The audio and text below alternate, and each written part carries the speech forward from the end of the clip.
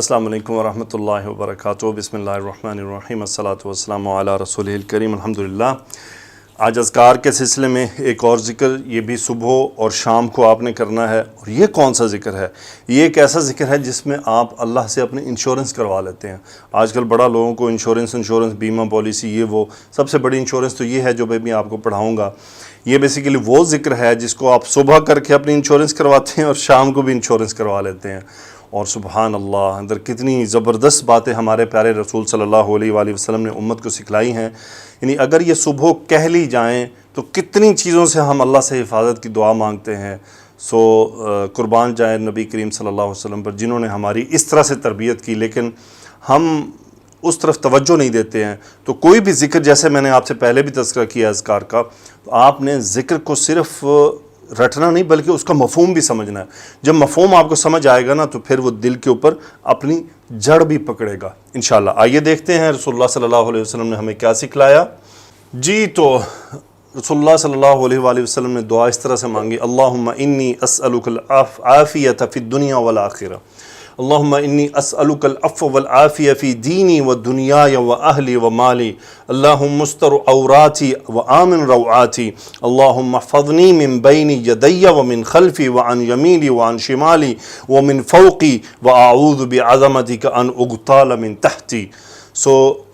ندا ہو گئی، انی اسألکا، انا اسم انا بن گیا، اسألکا فعل مضارع، انا فاعل جو اپنے مبتدا کے لیے، کاف مفعول یعنی اللہ تعالیٰ کی طرف، مفعول ہو گیا، العافیت دوسرا مفعول، فی الدنیا والآخرہ متعلق ہو گئے، تو دنیا بھی مجرور، آخرت بھی مجرور فی کی وجہ سے۔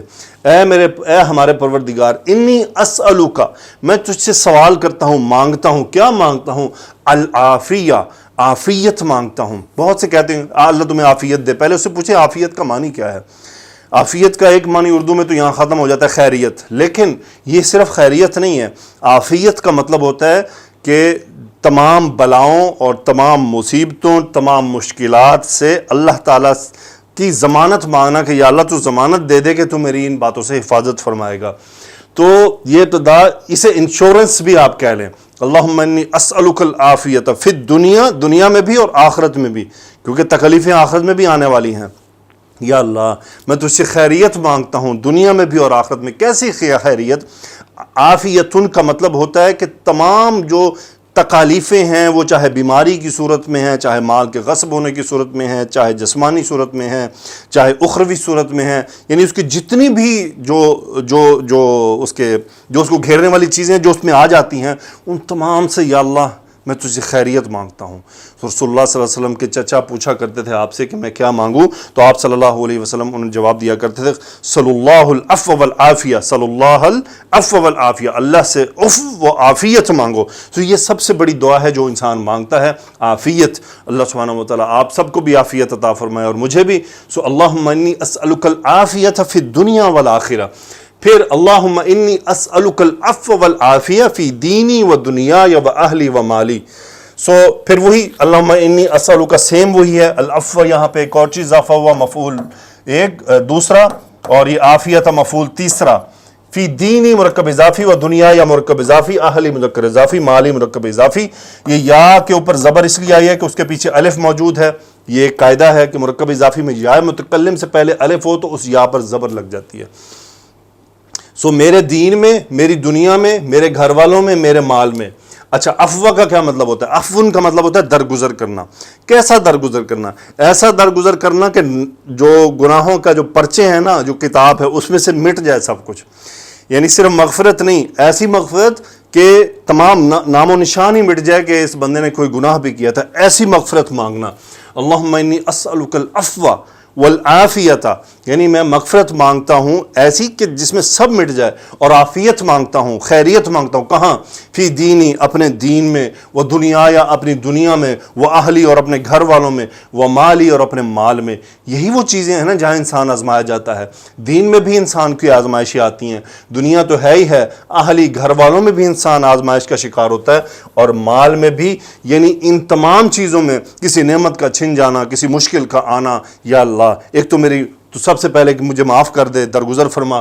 دوسری کیا؟ عافیت عطا فرما، خیریت عطا فرما. ان چاروں چیزوں میں، میرے دین میں بھی میری حفاظت فرما کہ میں تیرا بندہ بن کے رہوں، اعمال کو کرنے میں مجھے آسانی ہو، اس میں مجھے صبر عطا فرما.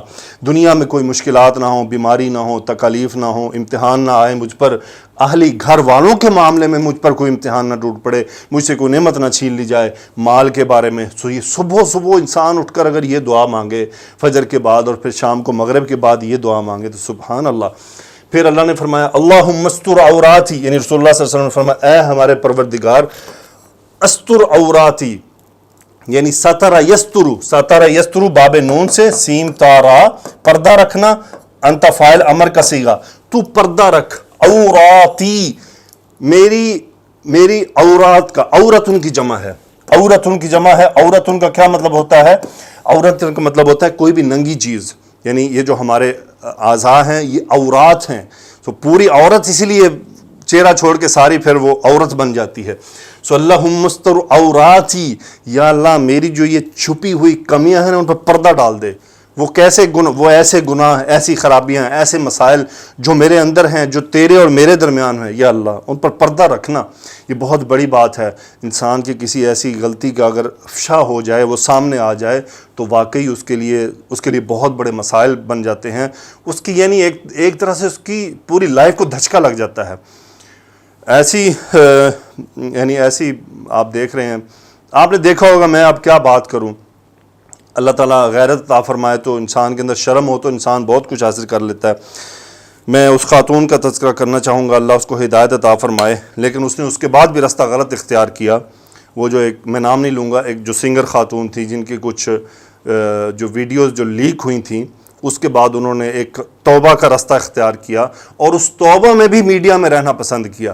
یعنی ان کو اتنا بڑا جھٹکا کافی نہیں ہوا، اتنا بڑا جھٹکا لگنے کے بعد تو ان کو پردہ، یعنی اس کو سین سے غائب ہو جانا چاہیے تھا اور اللہ تعالیٰ سے ایسی توبہ کرنی چاہیے تھی کہ وہ دوبارہ ان کا نام بھی لوگ بھول جاتے کہ کوئی تھی، میں نام نہیں لینا چاہ رہا، کوئی تھی، ان کا نام بھی بھول جاتے.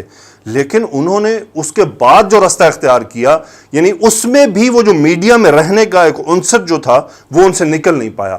یعنی یہ جو انسان کے اندر شہرت، عزت اور جو یہ چیزیں ہوتی ہیں نا، یہ آسانی سے نہیں نکلتی ہیں. بہت بڑی گندی بیماری ہے یہ انسان میں داخل ہو جائے. یہ جو خاص طور پہ میڈیا میں رہنے والے لوگ ہوتے ہیں نا، جو فلم، اور آپ دیکھ لیں وہ جو خاتون جنہوں نے مفتی صاحب سے شادی کی ہے، اس کے باوجود بھی ان کو میڈیا سے نکلنے کی وہ جو ایک چیز حاصل ہوتی ہے نا، وہ نہیں ہو پا رہی.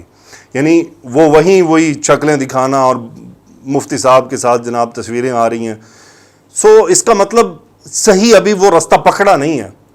وہ راستہ پکڑنا کا مطلب ہے کہ آپ کو پھر خود کو ایک دفعہ تو کٹ کرنا ہے نا، مکمل اپنی اصلاح کرنی ہے، اپنے آپ کو ریفربش کرنا ہے.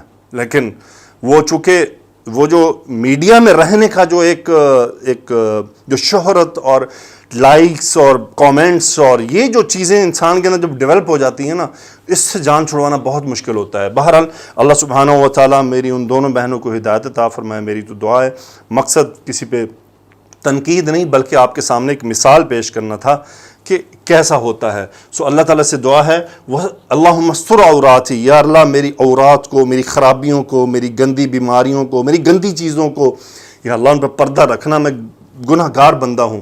سبحان اللہ، بندہ اٹھ کے صبح یہ دعا مانگتے، یا اللہ میں تو بہت گندا ہوں، تو پردہ رکھنا. وہ آمن روعاتی، آمن اس کا مطلب امن میں لے آنا. وہ آمن روعاتی، روعتن کا مطلب ہوتا ہے خوف، ڈر. انسان کے اندر خوف، ڈر مختلف طرح کے ہوتے ہیں. لوگوں سے بھی ڈر ہوتا ہے، مال کا بھی ڈر ہوتا ہے، گھر والوں کا ڈر. بہت سے ایسے خوف انسان میں پنپ رہے ہوتے ہیں کہ وہ پھر اس کو مانگنا چاہیے کہ روعاتی یہاں پہ حالت نصب میں مرکب اضافی ہے، اسی طرح عوراتی عوراتن حالت نصب میں ہے. سو اے اللہ وہ آمن روعاتی، یا اللہ مجھے جو ہے وہ ڈر، خوف سے امن دے دے. یعنی میرے دل میں سے جو ڈر ہے نا وہ نکال پھینک. سو صاف ظاہر ہے کہ اللہ سبحانہ و تعالیٰ پھر دل کو ڈھارس دیتا ہے. پھر فرمایا اللہم حفظنی، حافظ یحفظ، باب سامیہ سے حفاظت کرنا. انی مفعول انت فاعل. اللہم حفظنی، یا اللہ تو میری حفاظت فرما. کیسے حفاظت فرما؟ گنیے گا، من بین یدیہ، من بین یدیہ، یعنی یدانی سے یہ نون ٹاپ ہو گیا نا، یدن، ٹھیک ہے، یدیا یہ واحد ہی ہے، یدیا میرے سامنے سے، یدیا کا مطلب ہوتا ہے میرے ہاتھ، یعنی میرا ہاتھ. سو یہ عربی کا ایک طریقہ ہے کہ من بین یدیا یعنی میرے سامنے سے، ومن خلفی اور میرے پیچھے سے، یہ ایک ہو گیا، یہ دو ہو گیا، وعن یمینی اور میرے دائیں سائڈ سے، یہ تین بات ہو گئی، وعن شمالی اور میرے بائیں سائڈ سے، ومن فوقی نمبر 5 میرے اوپر سے. غور کیجئے گا آپ صلی اللہ علیہ وسلم نے 5 جہتوں سے کس طرح حفاظت فرمائی، یعنی کس طرح حفاظت کی دعا کی. اللہ میری حفاظت کرنا کہاں کہاں سے، میرے سامنے سے کوئی مجھے تکلیف نہ آئے، میرے دائیں سے کوئی تکلیف نہ آئے، میرے بائیں سے کوئی تکلیف نہ آئے، میرے اوپر سے کوئی تکلیف نہ آئے. سو 1 2 3 4 اور 5 پیچھے سے، یعنی 5، ابھی چھٹی باقی ہے، بہت اہم ہے. سو اے اللہ میری حفاظت فرما، میرے پیچھے سے کوئی تکلیف نہ ہو، میرے سامنے سے کوئی تکلیف نہ ہو، میرے دائیں سے، میرے بائیں سے، میرے اوپر سے. اینڈ پہ کیا فرمایا، وَأَعُوذُ بِعَظَمَتِكَ أَنْ أُغْتَالَ مِن تَحْتِي. اعوذ، آذا یعوذ پناہ میں آنا، آنا فاعل فعل مضارع، میں پناہ میں آتا ہوں، بعظمتک تیری عظمت کی پناہ میں آتا ہوں، بعظمتک تیری عظمت کی پناہ میں آتا ہوں. کس بات سے، یہ مفعول ہے، ان مصدریہ اغتالا، غین واو لام مادہ باب افتعال.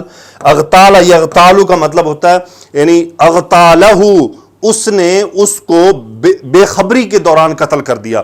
یعنی اغتالہ کا مطلب ہوتا ہے کسی کو تکلیف پہنچانا، قتل کرنا، کس حالت میں کہ اگلا بے خبری میں ہو. سو یہ مجہول کا صیغہ ہے، آنا نائب الفاعل ہے، ان اغتال من تحتی یعنی 5 ڈائریکشنز کو حفاظت میں، اور 6ٹھی ڈائریکشن نیچے ہے کہ وَأَعُوذُ بِعَظَمَتِكَ أَنْ أُغْتَالَ مِن تَحْتِي، کہ میں نیچے سے اچک لیا جاؤں، مجھے ایسی تکلیف آئے کہ مجھے پتہ بھی نہ چلے. یہ تمام قرآن مجید میں موجود ہے نا. اللہ تعالیٰ نے کئی آیات میں فرمایا کہ تم یہاں سے پکڑ جاؤ گے، یہاں سے پکڑے جاؤ گے، جیسا کہ یہاں ایک آیت لکھی ہوئی ہے، ثُمَّ لَآتِيَنَّهُم مِّن بَيْنِ أَيْدِيهِمْ وَمِنْ خَلْفِهِمْ وَعَنْ أَيْمَانِهِمْ وَعَنْ شَمَائِلِهِمْ وَلَا تَجِدُ أَكْثَرَهُمْ شَاكِرِينَ. سو اس طرح سے اللہ تعالیٰ نے فرمایا قرآن مجید میں.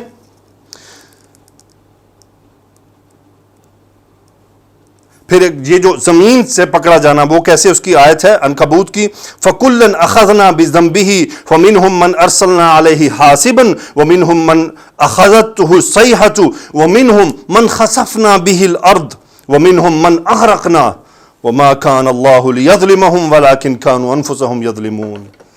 سو اغتال من تحتی، یا اللہ میں ایسا نہ ہو کہ بے خبری میں نیچے سے پکڑا جاؤں، میں کسی حادثے کا شکار ہو جاؤں، کسی زلزلے کا، کسی خسف ہونے کا شکار ہو جاؤں. سبحان اللہ. صبح اور شام. اب مجھے امید ہے کہ اس لیکچر کے بعد یہ آپ کو ذکر یاد ہو جانا چاہیے. رسول اللہ صلی اللہ علیہ وآلہ وسلم نے ہمارے لیے بہت سارے اذکار کا تذکرہ کیا ہے، ہمیں سکھلایا ہے بیسیکلی. آپ تو پھر آپ تھے، لیکن یہ تو سب ہمارے لیے ہے. تو آپ نے ضرور اس ذکر کو یاد کرنا ہے. صبح اور شام کا یہ سلسلہ آہستہ آہستہ جاری رہے گا.